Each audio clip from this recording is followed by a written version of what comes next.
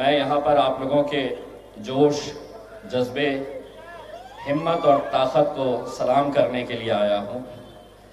वो इसलिए सलाम करने के लिए आया हूँ कि ये आप लोगों की ही ताकत है जिसने मजबूर कर दिया कि हिंदुस्तान के गृह मंत्री अमित शाह को भी हैदराबाद की सड़कों के ऊपर घूमना पड़ रहा है। ये आप लोगों की ताकत, आप लोगों के जोश और जज्बे का नतीजा है कि आज हिंदुस्तान में कहीं पर भी कोई ऐसा इलेक्शन इससे पहले कभी देखा नहीं गया है कि जहां पर महज एक बल्दिया का इलेक्शन है, लेकिन उस बल्दिया के इलेक्शन में केंद्रीय मंत्रियों की एक फौज, मुख्यमंत्रियों की एक फौज, पूरी भारतीय जनता पार्टी यहां पर हैदराबाद में डेरा जमाए हुए है।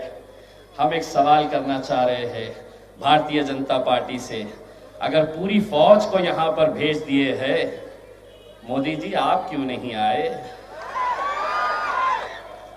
आप भी आ जाते, देख लेते हैदराबाद कैसा शहर है, हम घुमाते आपको चार मीनार पुराना शहर कैसा है।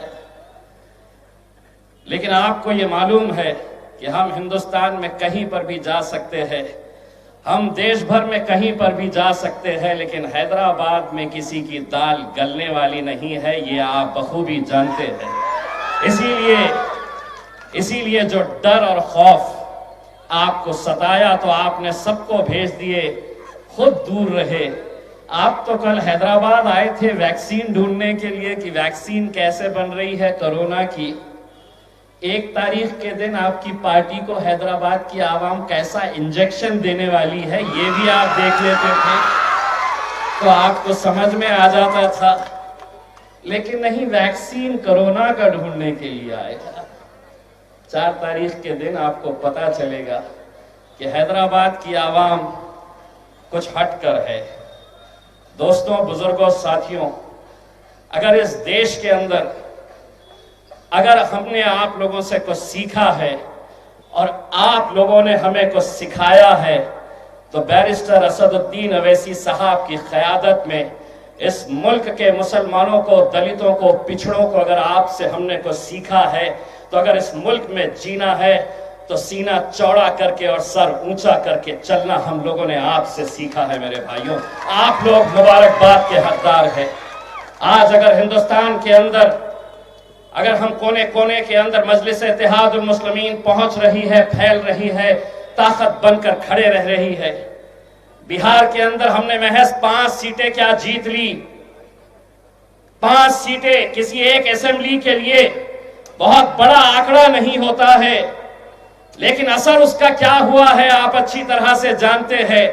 हमने बिहार के अंदर 5 सीटें क्या जीत ली, इतना हड़कंप मच गया मानो असदुद्दीन अवैसी साहब वजीर आजम की कुर्सी के ऊपर जाकर बैठ गए हैं। बैठेंगे इंशाल्लाह, वहां पर भी बैठेंगे इंशाल्लाह, लेकिन उसका असर क्या हुआ है? हम 5 सीटें क्या जीत लिए वहां पर, अब महफिल सजती है भारतीय जनता पार्टी की, महफिल सजती है कांग्रेस पार्टी की, महफिल सजती है आरजेडी की, महफिल इन सब की सजती है, लेकिन चर्चा हमारा होता है, चर्चा हमारा होता।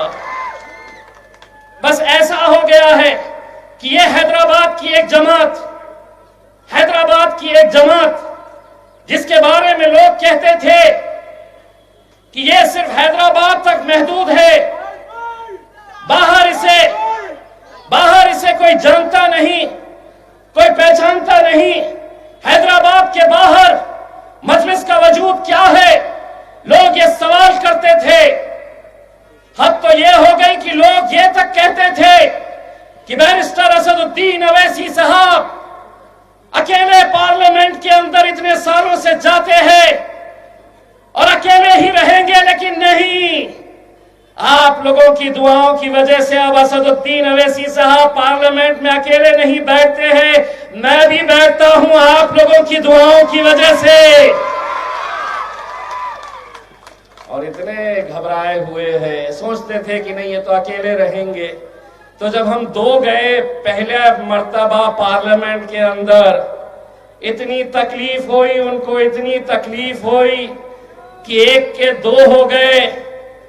तो जिस दिन पहला दिन था, मुझे मालूम है नरेंद्र मोदी साहब ने अमित शाह से हम दोनों को देखकर क्या पूछा था जानते हैं? अरे ओ सांभा, अरे ओ सांभा, कितने आदमी है रे?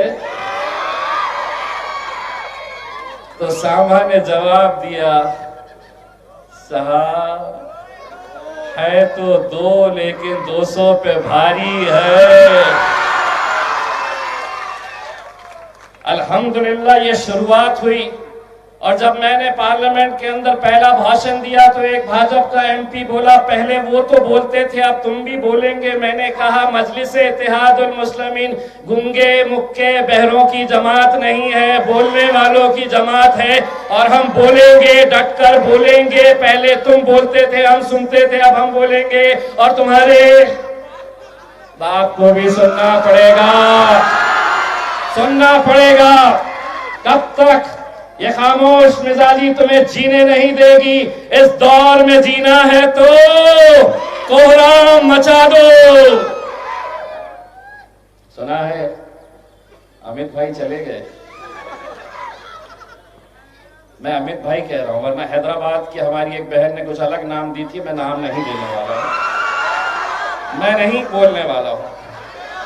वरना ये बैठे हुए हैं सामने लेकर इसमें कि वह बनाते तब बनाते, क्या बोली थी मुझे नहीं पता, अब बोलिए। ठीक है मेरे भाइयों, मैं आप लोगों से सिर्फ इतनी इल्तिजा करने के लिए आया हूं। ये इलेक्शन और पहले के इलेक्शन में जमीन और आसमान का फर्क है। आपने देखा होगा कि इस इलेक्शन के अंदर जिस तरह की ताकतें इकट्ठा हो गई, हर एक का मकसद यही है कि मजलिस इत्तेहाद और मुस्लिमीन के गढ़ के अंदर अगर हम उन्हें कमजोर कर देंगे, अगर अपने गढ़ के अंदर इन्हें हम खत्म कर देंगे, तो हम आगे का सपना, एक ख्वाब जो देख रहे हैं आप लोगों के लिए, चाहे वो पश्चिम बंगाल हो, उत्तर प्रदेश हो या देश के कोने कोने में, वहां पर जाने के लिए। वरना कहीं पर ऐसा इलेक्शन नहीं हुआ है जहां पर बड़े बड़े नेता आते हैं, इस तरह की बयानबाजी कर चले जाते हैं। हमारी एक पश्चिम बंगाल की बहन ने बंगाली के अंदर आपने भाषण दिया है। आपको एक हम बात बताना चाहते हैं, जिस दिन आप मजलिस से हमारा ताल्लुक हो गया है, आप अगर इशारों में भी बात कर देती तो हमारी आवाम समझ जाती आप क्या कहना चाह रही है करके। ये मजलिस का एक रिश्ता है। लेकिन आज हमने देखा है हैदराबाद की सरजमीन के ऊपर कैसे कैसे बयान दिए गए। इसी तरह का एक बयान हमने बिहार में अख्तरुल ईमान साहब के एक जलसे के अंदर सुना था, जहां पर कांग्रेस के अध्यक्ष राहुल गांधी जी के मौजूदगी में वहां के उम्मीदवार ने कहा था कि असदुद्दीन अवैसी जो हैदराबाद से बिहार आया है, मैं उसके हाथ पैर तोड़ के वापस उसे हैदराबाद भेज दूंगा। पब्लिक ने उसी दिन तय किया कि तू क्या हाथ पैर तोड़ेगा, हम तुझे इलेक्शन के दिन दिखाएंगे। अख्तरुल ईमान साहब को 90,000 से ज्यादा वोट मिले, तो वो जो हाथ पैर तोड़ने की बात कर रहा था वो 20,000 में ही लपेटा गया। और अब यहां पर एक भाजपा का नेता कहता है कि अगर हम चुनकर आ गए तो हम अवैसी भाइयों को अपने पैरों के नीचे रखेंगे। एक गंजू, समझता है गंजू,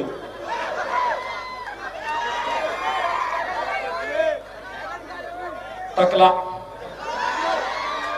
कहता है कि अगर हम आ गए तो पुराने शहर के अंदर हम सर्जिकल स्ट्राइक करेंगे। मैंने कहा कर ले, शर्त यह है जिस दिन तेरे सर पे बाल उग गए उस दिन कर ले सर्जिकल स्ट्राइक। तीसरा कहता है कि ये जो बैरिस्टर असदुद्दीन अवैसी है, तुम अगर यहां पर उन्हें वोट देते हैं तो वो बिहार में ताकतवर होता है, यहां पर वोट देते हैं तो पश्चिम बंगाल, उत्तर प्रदेश में ताकतवर होता है, यहां के लोग देंगे और इंशाल्लाह वहां पर मजलिस ताकतवर होगी, होगी, जरूर होगी।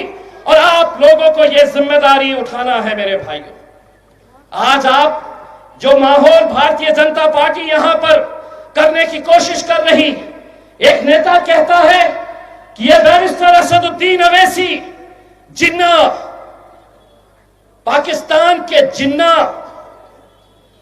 उनका दूसरा रूप है।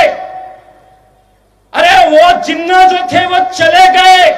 असद भाई ने ये कहा कि जीना, यहां मरना, इसके सिवा वो जिन्ना थे चले गए। असद भाई ने बोले जीना, मरना, इसके सिवा बस यही रहना है हमको। अच्छे अच्छे आएंगे, 56 इंच के 56 आकर चले जाएंगे, लेकिन हैदराबाद की सरजमीन को कोई मजलिस से छीन नहीं सकेगा मेरे भाई, मजलिस से छीन नहीं सकेगा। और ये जो जितनी भी ताकतें हैं, जितनी भी ताकत है, अभी थोड़ी देर पहले मैं आज तक के एक डिबेट के ऊपर था, एक भारतीय जनता पार्टी वाला स्पोक्स पर्सन था, उसने कहा कि ये तो वो पार्टी है जो अकबर अवैसी देखो कैसी बातें करता है। मैंने कहा नींद आती है तुझे या रात भर अखबार अखबार अखबार अखबार अखबार अखबार अखबार अखबार अखबार। अरे 4 तारीख तक सो जा, तुझे समझ में आएगा कि तुम्हारी पूरी ताकत लगा दिए थे यहां पर मजलिस। और यहां पर अगर लोग अपनी मोहब्बतों को इतने सालों से जो नवाजते आए हैं, दोस्तों ये आप लोगों की मोहब्बत है, आप लोगों की मेहनत है, आप लोगों की मशक्कत है कि जिसकी वजह से आज मजलिस इत्तेहादुल मुस्लिमीन पूरे हिंदुस्तान के अंदर जो फैल रही है। यकीन मानिए अगर इस बार अगर हम कमजोर हो गए तो कहीं ना कहीं आप ये समझ लीजिएगा कि मजलिस को यहाँ पर जो कमजोर करने की कोशिश की जा रही है, अपनी क़यादत को खत्म करने की कोशिश की जा रही है। मैं आप लोगों से अकबर गुजारिश करने के लिए, एक भाई और एक बेटे की हैसियत से मैं आपको इतना कहने के लिए आया हूँ, आप लोगों से ये एक भीख मांगने के लिए आया हूँ कि 4 तारीख के दिन जब नतीजे आए तो सिर्फ हैदराबाद इसका जश्न नहीं मनाना चाहिए बल्कि पूरे हिंदुस्तान ने मनाना चाहिए। और हम भी फख्र के साथ महाराष्ट्र के अंदर हमने ये कहना चाहिए कि हम भी आए थे आपके दरबार में आप लोगों से इल्तिजा करने के लिए और आप लोगों ने हमारा सुना है। बस जाते जाते आप लोगों से सिर्फ इतना कहना चाहूँगा, अगर मजलिस के साथ पूरी ताकत के साथ खड़े हैं मेरे भाइयों, तो एक बार दोनों हाथ ऊंचा करके मेरी आवाज़ के साथ आवाज़ लगाइए, मजलिस इत्तेहादुल मुस्लिमीन, मजलिस इत्तेहादुल मुस्लिमीन, बैरिस्टर असदुद्दीन अवैसी, जनाब अकबरुद्दीन अवैसी। बहुत बहुत शुक्रिया। जाते जाते 1 तारीख के दिन सिर्फ धपाधप धपाधप धपाधप पतंग के ऊपर मारिए। बहुत बहुत शुक्रिया।